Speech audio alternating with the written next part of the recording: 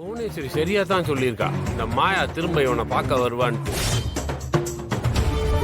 Hello, நீங்க எதுக்கு இங்க வந்தீங்க? ப்ளீஸ் கொஞ்சம் நாங்க சொல்றது கேளுங்க. என்ன கேட்கணும்? நான் தான் அப்பயே சொல்லிட்டு எழுதி கொடுக்கலன்னு. எதுக்கு திரும்ப திரும்ப வந்து தொல்லை கொடுக்குறீங்க? ஒழுங்கா இங்கிருந்து போங்க, இல்ல போலீஸ்க்கு போக வேண்டியிருக்கும். சார் ப்ளீஸ் சார், எங்க மொத்த குடும்பமும் இன்னைக்கு வீட்டை விட்டு வெளியே வர போறாங்க சார். நீங்க வந்து உண்மையை சொன்னாதான் அது தடுக்கவே முடியும் சார். தயவு செஞ்சு வந்து உண்மையை சொல்லுங்க. தைரியமா பஞ்சாயத்துக்கு வாங்க, நாங்க கூட இருக்கோம்.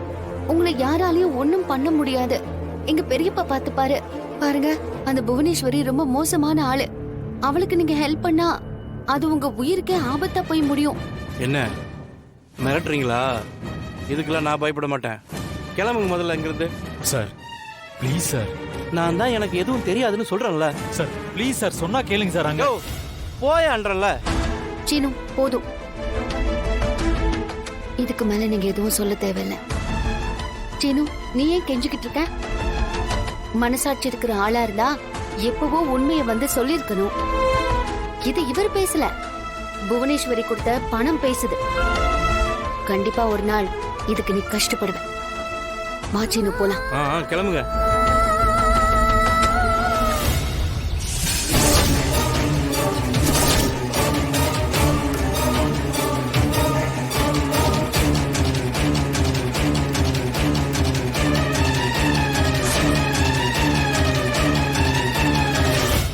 சீனு, இப்பதான் சீனு ரொம்ப நிம்மதியா இருக்கு. எப்படியோ முத்து நம்ம கூட வர சம்மதிச்சிட்டாரு.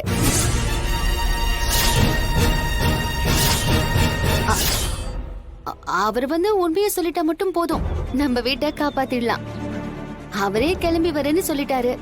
ஆனா அவர் வர வரைக்கும் இந்த விஷயம் யாருக்கும் தெரியக்கூடாது.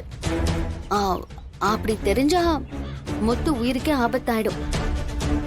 எப்படியாவது முத்துவ பத்திரமா நம்ம பஞ்சாயத்துல கொண்டு போய் சேர்த்துடணும். என்னது, முத்து ஒத்துக்கிட்டானா?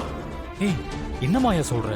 ஆமா சீனு, இன்னும் கொஞ்ச நேரத்துல முத்து ரெடியாகி நம்ம இடத்துக்கு வந்துருவாரு. நாம அவரை பஞ்சாயத்துக்கு கூட்டிட்டு போயிடலாம். மாயா, நீ சொல்றது எதுவும் எனக்கு அமைதியா வா, சொல்றேன்.